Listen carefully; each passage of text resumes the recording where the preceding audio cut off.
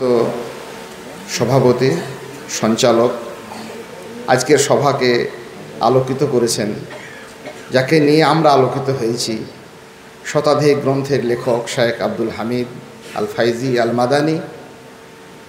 শতাব্দী প্রাচীন একটি প্রতিষ্ঠান, সেই প্রতিষ্ঠানের সুযোগ্য শিক্ষক মণ্ডলী, অনেক পুরনো শিক্ষক যারা দীর্ঘদিন যাবৎ এই প্রতিষ্ঠানকে শামিয়ানার মতো করে ঘিরে রেখেছেন, ছায়ার মতো হয়ে দাঁড়িয়ে আছেন।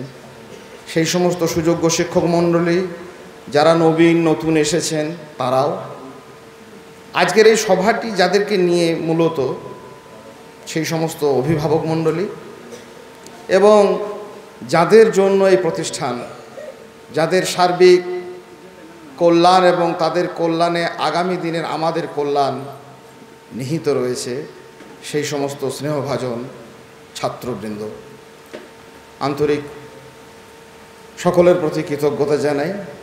মহান আল্লাহ সুবহানাহু ওয়া তাআলা আমাদের প্রতি অনেক অনুগ্রহ করেছেন, দয়া করেছেন, এমন একটি আলোকিত সভায় আমাদেরকে একত্রিত করেছেন এবং তার দেখানো, তার পাঠানো আলোকিত দিনের দিকে ধাবিত হওয়ার জন্য আমাদেরকে আগ্রহী করে তুলেছেন। সেই মহান রবের কৃতজ্ঞতা, তার হামদ জ্ঞাপন করি, আলহামদুলিল্লাহ। অসংখ্য দরুদ সালাম বিবর্ষিত হোক নবী মুহাম্মদুর রাসূলুল্লাহ সাল্লাল্লাহু আলাইহি সাল্লামের ওপর। এমন কোনো একটি কল্যাণের কথা নেই মানুষের জন্য যা তিনি আমাদেরকে বলে যাননি, তেমনি এমন কোনো অকল্যাণের, এমন কোনো ক্ষতির, বিপর্যয়ের এমন কোনো বার্তাও মানুষের জন্য নেই যা থেকে তিনি আমাদেরকে সতর্ক করে যাননি। এক পাহাড়, এক সমুদ্র, এক হৃদয়, ভালোবাসা এই উম্মতের উপর জ্ঞাপন করে তিনি আমাদের কাছে সমস্ত কল্যাণের পথগুলি যেমন উন্মুক্ত করেছেন, ব্যক্ত করেছেন, তেমনি সমস্ত অকল্যাণের পথ পদ্ধতি, সম্ভাবনাগুলি সম্পর্কে আমাদেরকে সজাগ সতর্ক করে তুলেছেন। সেই নবী মুহাম্মদুর রাসূলুল্লাহ সাল্লাল্লাহু আলাইহি সাল্লামের উপর অসংখ্য দরুদ সালাম বিবর্ষিত হোক। আল্লাহুম্মা সাল্লি আলাইহি, আল্লাহুম্মা বারিক আলাইহি। গুটি কয়েক কথা বলবো। শায়েখ আমাদেরকে অনেক নসিহা করেছেন, আলহামদুলিল্লাহ, সেগুলি আমরা হৃদয়ে ধারণ করব, যাপন করব এবং সর্বোপরি আমাদের জীবনে সেগুলিকে বাস্তবায়ন করব। আল্লাহ আমাদেরকে সেই তৌফিক দিন, আল্লাহুম্মা আমিন। মাদ্রাসার শিক্ষক মণ্ডলী, মাদ্রাসার পরিচালক মণ্ডলী, মাদ্রাসার ছাত্র এবং অভিভাবক সকলের প্রতি সংক্ষিপ্ত তার নাতিদীর্ঘ আলোচনায় সবগুলিকে, তিনি সুরসিক সাহিত্যিক মানুষ এবং আলোচক তো বটেনি, তার সেই সুযোগ্য ভাব ভঙ্গি, ভাষা, তার সরস নানাবিধ অলংকার দিয়ে তিনি আমাদেরকে অনেক নসিহা করেছেন। আল্লাহ পাক রব্বুল আলামিন সেগুলিকে আমাদের জীবনে পরিপূর্ণরূপে বাস্তবায়নের তৌফিক দিন, আল্লাহুম্মা আমিন। আমি গুটি কয়েক কথা আপনাদের সামনে বলবো। শায়েখ মানোয়ার সাহেব ভালোবেসে মানুষ কিছু কথা বলেন, তখন সেটা অতিরঞ্জিত হচ্ছে না কি হচ্ছে ওটা মানুষের খেয়াল থাকে না, সেইভাবেই দু একটা কথা বলেছেন। আমি সেসবের ধারে কাছেও কিছু নেই। আলহামদুলিল্লাহ, বীরভূমের মানুষ হিসাবে এই প্রতিষ্ঠানের প্রতি একটি আন্তরিক ভালোবাসা স্বাভাবিক, যেটা থাকা দরকার, অবশ্যই প্রয়োজন, সেটুকু ভালোবাসা নিয়েই এখানে আসার অনুপ্রেরণা পেয়েছি। আল্লাহ সুবহানাহু ওয়া তাআলার কাছে অনেক শুকর, অনেক কৃতজ্ঞতা প্রকাশ করি। আমি মূলত একটি বিষয়ে গুটি কয়েক কথা বলবো। সেটি হচ্ছে, আমাদের অনেক সর্বনাশ হয়ে গেছে, আমরা কেউ টের পাইনি। আমাদের অলক্ষ্যে, আমাদের গোচরে, আমাদের অগোচরে সত্যি আমাদের অনেক সর্বনাশ হয়েছে, আমরা সেগুলি কেউ টের পাইনি, আমরা খেয়াল করিনি। আমাদের ঐতিহ্যের নামে আমাদের ঘরে ঢুকে পড়েছে আবর্জনা, সংস্কৃতির নামে আমাদের ঢুকেছে নগ্নতা, আমাদের আগ্রহের নামে আমাদের ভিতরে ঢুকেছে উদাসীনতা, আমাদেরকে কুরে কুরে খেয়েছে, সর্বনাশের এক দ্বার প্রান্তে এনে দাঁড় করিয়েছে। কেন আমরা টের পাইনি? কোন সর্বনাশের চক্রান্ত আমাদের কাছে কাজ করেছে, সেই নিয়ে গুটি কয়েক কথা বলি। মাদ্রাসার শিক্ষা, কোরআন এবং সুন্নাহর শিক্ষা, যে শিক্ষার ওপরে নবী মুহাম্মদুর রাসূলুল্লাহ সাল্লাল্লাহু আলাইহি সাল্লাম আমাদেরকে রেখে গেছেন, বলে গেছেন, তারাকতুকুম ফিল বাইদা লাইলুহা কান্নাহারিহা, তোমাদেরকে একটি আলোকোজ্জ্বল, আলোকিত ব্যবস্থাপনার, আলোকিত দিনের উপর রেখে যাচ্ছি, যার রাত্রিকালটাও দিনের মতো উজ্জ্বল। এত উজ্জ্বলতা, এত আলোকিত পথ প্রদর্শিত করার পরেও আমরা কেন অন্ধকারের গভীরে তলিয়ে গেলাম। কোন চক্রান্ত আমাদের পিছনে কাজ করলো? পবিত্র কোরআন এবং সুন্নাহর শিক্ষা প্রতিষ্ঠানের এই মাদ্রাসা শিক্ষার ব্যাপারে কোন ষড়যন্ত্রের আমরা শিকার হলাম? আমি গুটি কয়েক তার উপমা দেওয়ার চেষ্টা করছি। এই জন্য দিচ্ছি, এই জন্য বলছি, যেগুলো থেকে আমাদেরকে যদি আমরা এগুলোকে অব্যাহতি না পাই, এগুলোকে যদি আমরা এড়াতে না পারি, এই ষড়যন্ত্রের শিকার হওয়া থেকে নিজেদেরকে যদি মুক্ত না করতে পারি, তাহলে মাদ্রাসা শিক্ষা থাকবে না, এটা নয়, থাকবে বিভিন্নভাবে মানুষের কাছে থাকবে, আমরা থাকবো না, তার মধ্যে আমরা উপকৃত হতে পারবো না। যে মহান উদ্দেশ্যকে নিয়ে আজকের অভিভাবকগণ তাদের ছেলেদেরকে আমাদের এখানে নিয়ে এসছেন, যে অনেক কষ্ট, অনেক ধরনের বাধা, অনেক ধরনের প্রতিকূলতাকে স্বীকার করে মাদ্রাসার শিক্ষক মণ্ডলী তারা নিজেদের কাজগুলিকে চালিয়ে যাচ্ছেন।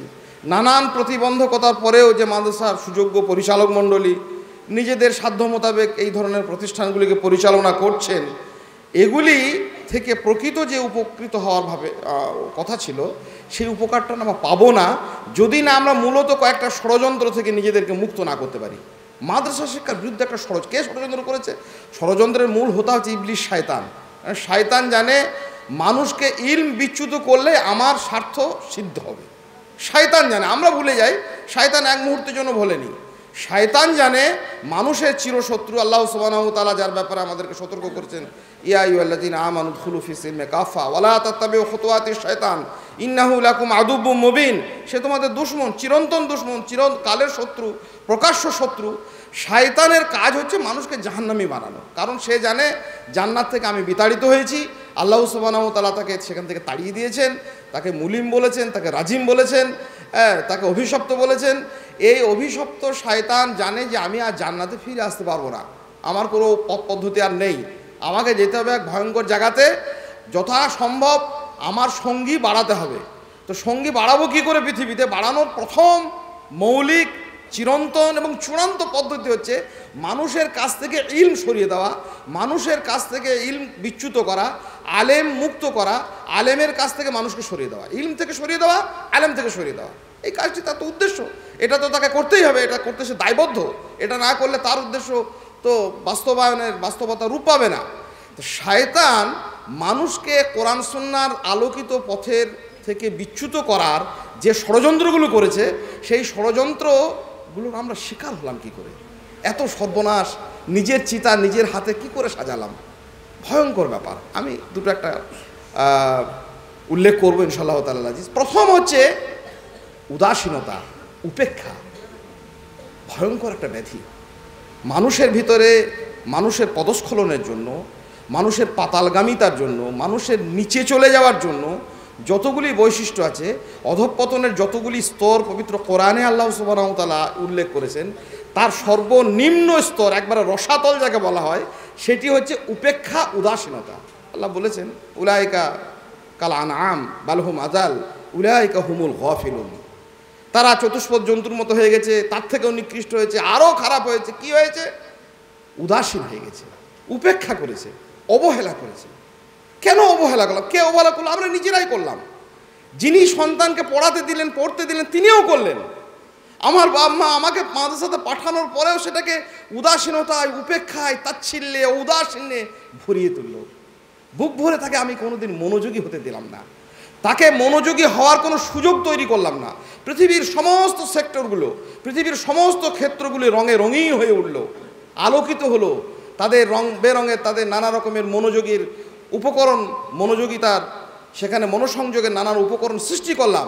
এই ব্যাপারটিতে আমি উদাসীন হলাম। একই পরিবারের, একই অভিভাবকের দুটি সন্তান স্কুলে গেল, কলেজে গেল, একটি ইউনিভার্সিটিতে গেল, ম্যাথে অনার্স করলো, পিএইচডি করলো, বুক ভরে তাকে আমরা জড়িয়ে ধরলাম। তুমি কত পেয়েছো বাবা? তুমি কোথায় চান্স পেয়েছো? মেডিকেলে পেয়েছো, ইঞ্জিনিয়ার হয়েছো, অমুক হয়েছো, তমুক হয়েছো, অঙ্কে এত নাম্বার পেয়েছো, ইংরেজিতে পেয়েছো, কবিতা আবৃত্তি করেছো।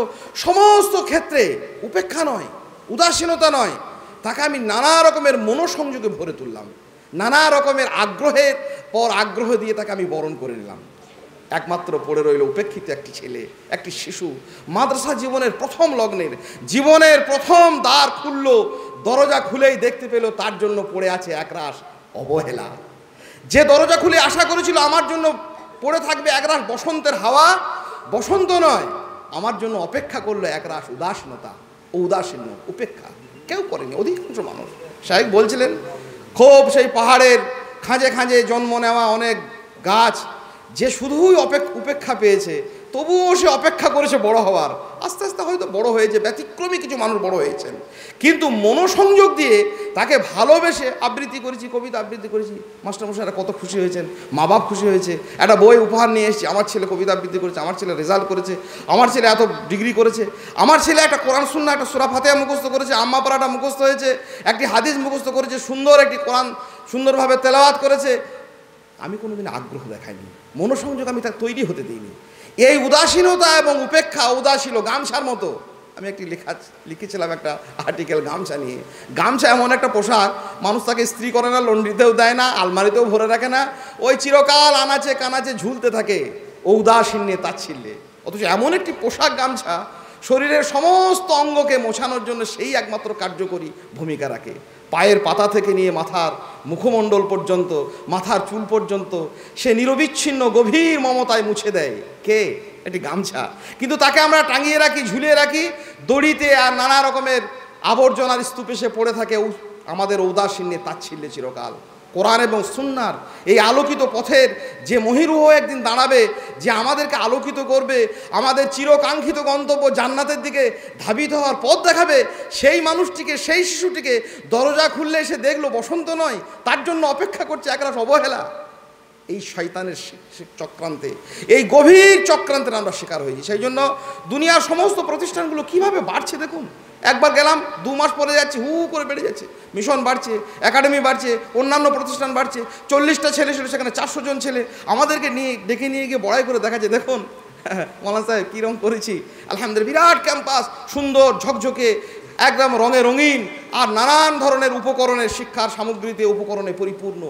পড়ে রইল আমাদের এই প্রতিষ্ঠানগুলো। আমাদের তাচ্ছিল্য আর আমাদের ঔদাসীন্য কোনো কল্যাণের দিকে আমাদেরকে ধাবিত করেনি, আমাদের সর্বনাশ করেছে। আমরা সেই সর্বনাশের শিকার হয়েছি, আমরা টের পাইনি। আর টের পেয়েও আমরা ওগুলো থেকে একবার মুখ বুজে থেকেছি।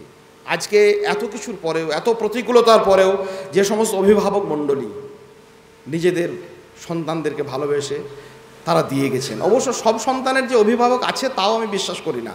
আমি মাদ্রাসা কমিটি এবং শিক্ষক মণ্ডলীদের কাছে সব জায়গাতেই বলি, সব সন্তানের অভিভাবক নেই। অভিভাবক থাকলে এই দশা হতো না, আমরাই তাদের অভিভাবক। মাদ্রাসার সেক্রেটারি, সভাপতি তাদের অভিভাবক।